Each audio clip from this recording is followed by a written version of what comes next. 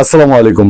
একটা খুবই ইন্টারেস্টিং একটা ইস্যু নিয়ে এবং রাজনৈতিক পট পরিবর্তনের বিশেষ পট পরিবর্তন, বাংলাদেশের ইতিহাসে অন্যতম এক পট পরিবর্তনের মুখে আপনাদের সামনে বসা। সোশ্যাল মিডিয়ায় আমরা একটা ভিডিও প্রথম দেখতে পাই এবং ভিডিওটা দেখে এটা সত্য যাচাইয়ের জন্য আমাদেরকে বেশ কিছু সময় নিতে হয়।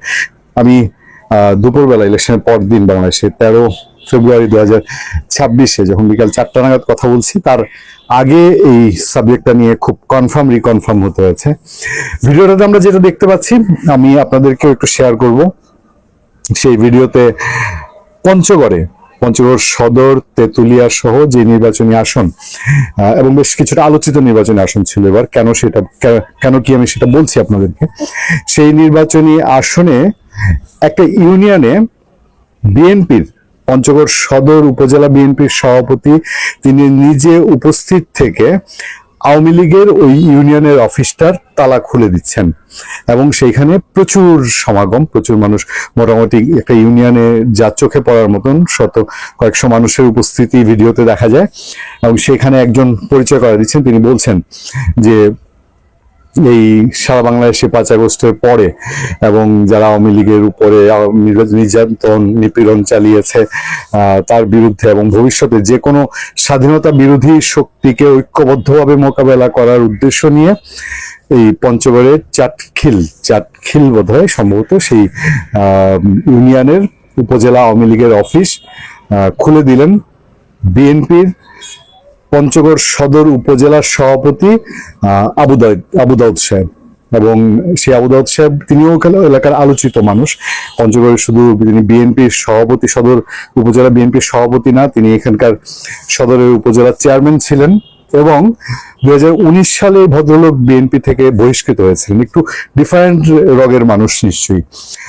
19 সালে বিএনপি উপজেলা নির্বাচন বয়কট করেছিল, সেই নির্বাচনে দলীয় সিদ্ধান্ত অমান্য করে তিনি নির্বাচন করেছিলেন, যার ফলে তাকে তখন বিএনপি থেকে বহিষ্কার করা হয়।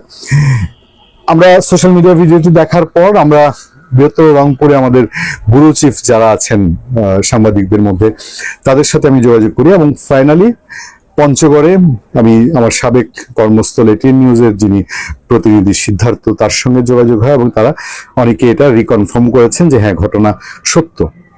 এবং এই ঘটনা সত্য মানে কি, আমি কেন এই সাবজেক্টটি বড় করছি, এটার পেছনে কিছু সিগনিফিকেন্ট বিষয় আছে। প্রথমত পঞ্চগড়ের এই আসনটি, এই তেঁতুলিয়া পঞ্চগড় এই আসনটি নির্বাচন করেছেন বিএনপি স্থায়ী কমিটির সদস্য জমিউদ্দিন সরকারের ছেলে নওশাদ জমির, যিনি প্রায় 1,74,000 ভোট পেয়ে পাশ করেছেন। হারিয়েছেন কাকে? সারা দেশের আলোচিত ফিগার 5 আগস্টের পরবর্তী সাবেক আওয়ামী লীগ, বর্তমানে এনসিপির উত্তরাঞ্চলের মুখ্য সমন্বয়ক সার্জিস আলম সেখানে ভোট পেয়েছেন। খুব কাছাকাছি কন্টেস্ট হয়েছে, 1,66,000। যেটা আমরা জানতে পেরেছি যে পঞ্চগড়ের এই আসনটিতে সার্জিস যেন কোনোভাবে জিততে না পারে, সেখানে একদম একাকার হয়ে আওয়ামী লীগ এবং বিএনপির নেতা কর্মী এবং ভোটাররা সার্বিকভাবে চেষ্টা করেছে। আওয়ামী লীগের ক্ষোভটা বিএনপি জামাতের চেয়ে এনসিপির দিকে বেশি, এটা বলার অপেক্ষা রাখে না। এবং সেই ক্ষোভ মেটানোর জন্য আওয়ামী লীগের মানুষের মধ্যে এই টার্গেটটা ছিল এবং সার্জিত এবং হাসনাত যেন জিততে না পারে। তো সার্জিসের আসনে আওয়ামী লীগ তারা কাজটি সমন্বিতভাবে করতে পেরেছে এবং তারা সেখানে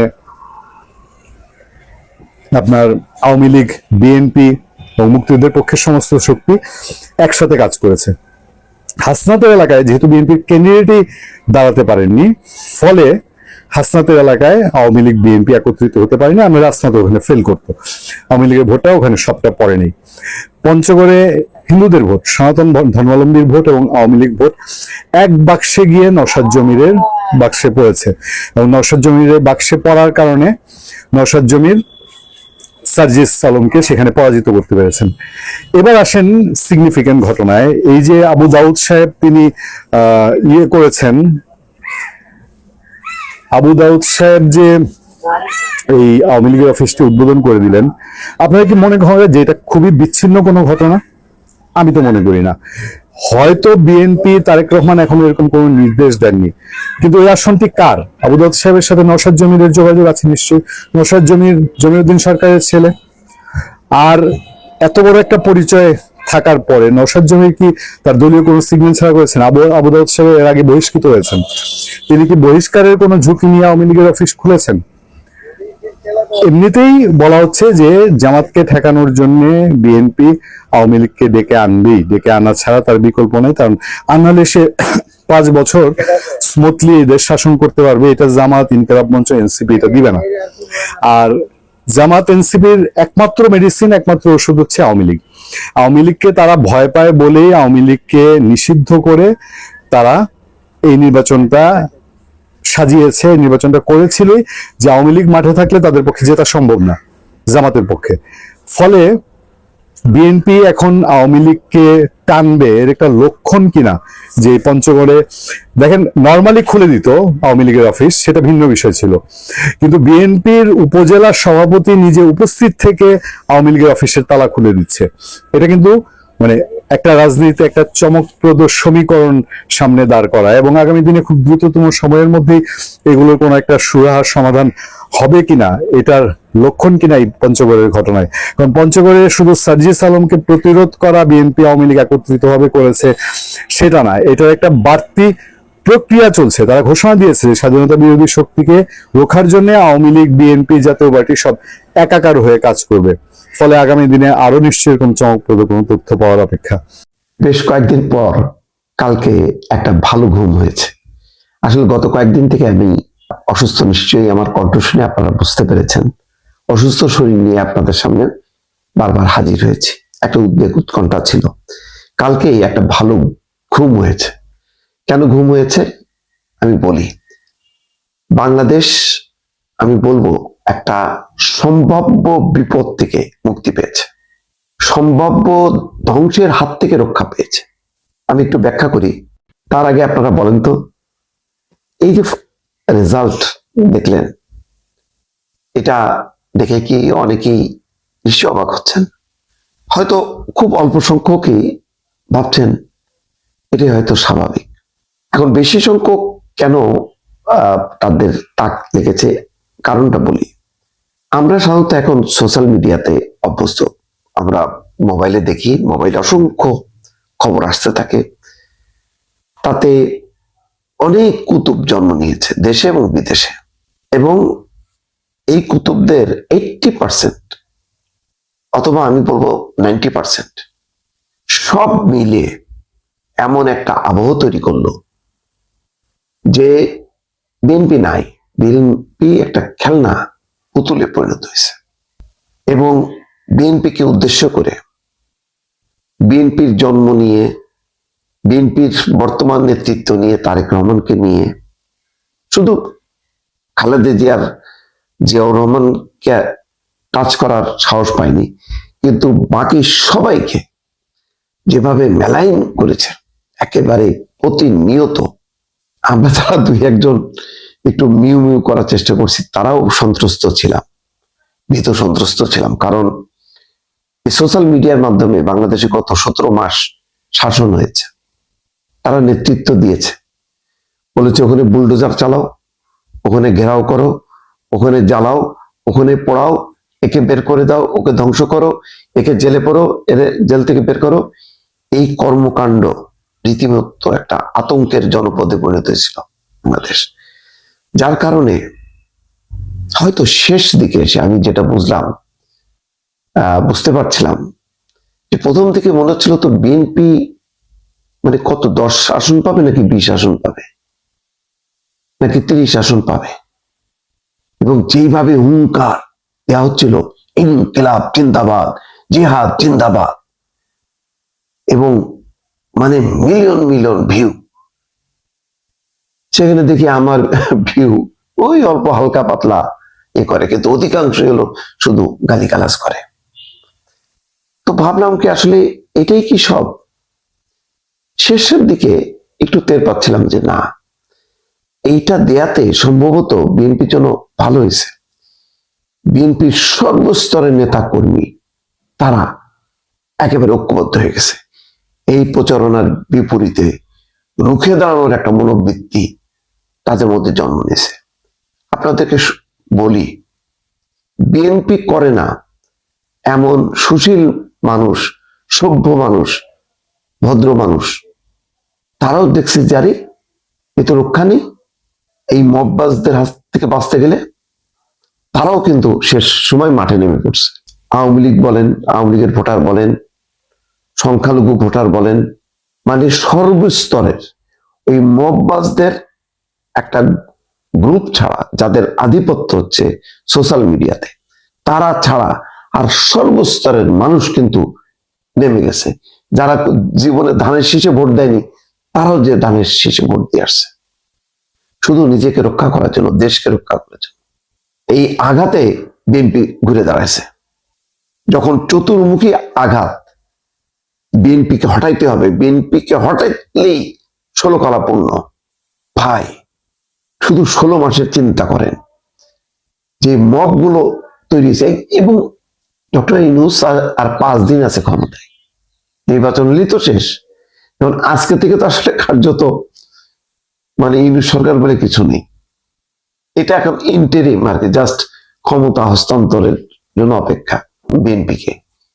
5 দিন আগে যমুনাকে ঘিরে যে তাণ্ডব চালাইছে, আপনি কি মনে করেন এটা বিচ্ছিন্ন ঘটনা? ওসমান হাদি কার্ডটাকে সামনে রেখে যে ঘটনা ঘটালো, চিন্তা করতে পারছেন?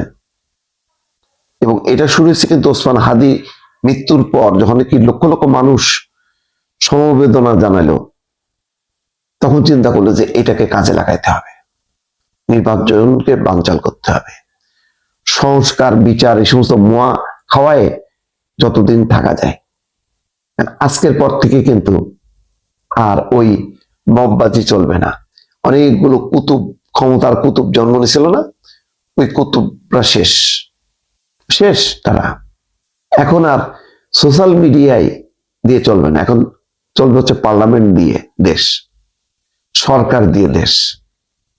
ওই এখানে এক গ্রুপ, ওখানে এক গ্রুপ, এই এই সমস্ত টালিবালির দিন শেষ। তো যাই হোক, আমার ধারণা চরম ভাবে যখন নাকি বিএনপি প্রতিটা নেতা কর্মী, সমর্থক, শুভাকাঙ্ক্ষী, সাধারণ মানুষ তারা মনে করলো যে সর্বনাশ, এই মববাজরা হবে আমাদের নেতা, এই মববাজরা হবে মন্ত্রী, স্বরাষ্ট্রমন্ত্রী। তখন চিন্তা করলো যে বাপরে বাপ, এটা তো বাঁচার দরকার। তারা শেষ মুহূর্তে ঘুরে দাঁড়ালো। নতুবা বিএনপি বিজয়ী হলেও অনেকে মনে করছে হয়তো কোনো রকমে 150-60টা পাবে, কিন্তু এই যে নিরঙ্কুশ সংখ্যাগরিষ্ঠতা, এমন কয়টা 212টা, কেউ লিখছে 218টা, মানে 220টা হয়ে যাবে আশা করা যাচ্ছে কিছুক্ষণের মধ্যে। আর তো ফলাফল 3টা তো ফলাফল ঘোষণা হবে না, একটা মৃত্যু হয়েছে 4টা বাদে, 296টা। 296টার মধ্যেই আশা করা যায় যে 220টা হয়ে যাবে। নিরঙ্কুশ সংখ্যাগরিষ্ঠতা, সংস্কার সনদ লাগবে না বাস্তবায়নের জন্য, বিএনপি নিজেই তার সংস্কারগুলো করতে পারলে যথেষ্ট। আর সবচেয়ে বড় কথা হলো যে যা আইন কানুন যা আছে ওইগুলি কার্যকর করেন আগে, ওগুলি করে তারপরে পরের ধাপে যান। অনেক লম্বা লম্বা কথা হয়েছে, এখন বাস্তবায়নের জন্য কাজ করে দেখেন। ঠেলার নাম বাবাজি কেমন লাগে, অত সোজা না, লম্বা লেকচার দেওয়া যায়। দর্শক, সত্যি আমি আমার ব্যক্তিগত অনুভূতিটা ব্যক্ত করলাম। কালকে আমি একটা চমৎকার ঘুম পড়ছে, অনেক রাতে, গভীর রাতে, 3টা বা 4টার সময় ঘুমাইছি। লেট করে ঘুমাইলেও কোনো আপত্তি নেই, কিন্তু ঘুমটা হয়েছে সলিড ঘুম। তার আগে 2-3 দিন প্রচন্ড রকম দুশ্চিন্তায় অসুস্থ হয়েছে, উদ্বিগ্ন হয়েছি। কারণ আমি বলতাম যেটা, আমার বাইরে যা আমি স্ক্রল করে দেখতাম, ওরে বাপ রে বাপ, কি সব এক একটা কুতুব, কি সব বলতেছে। আর তাদের ভিউ দেখে আমি তো চমকাই যেতাম। অনেকে আমাকে বলতো, এই তোমার ব্যবসা কিন্তু শেষ, তুমি কিন্তু আর টিকতে পারবে না। তারপর ওই ঝুঁকি নিয়ে কিন্তু আমি আমার অবস্থান থেকে সরিয়ে নেই। শেষ পর্যন্ত আবারও বলি, সত্যের জয় হলো। কিন্তু সত্যের জয় কিন্তু এরকমই হয়, আপনি আপনার অবস্থান ঠিক থাকেন। দেখেন না, তারেক রহমান বলছে একক সরকার গঠন করবো, ওই জোটফোট লাগবে না জামাতের সাথে।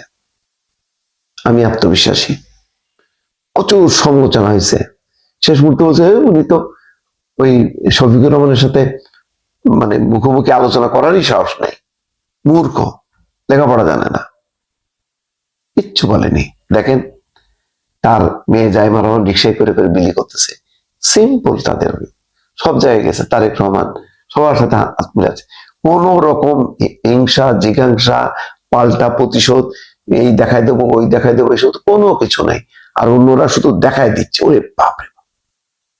হ্যাঁ, আজকে সত্যের জয় হলো, ভালোবাসার জয় হলো, সম্মানের জয় হলো, ভদ্রতার জয় হলো। জনগণ একটা বিশাল দায়িত্ব কাঁধে চাপাই দিল বিএনপি এবং তার নেতা তারেক রহমানের হাতে। নিশ্চয়ই ভালো কিছু হবে দর্শক।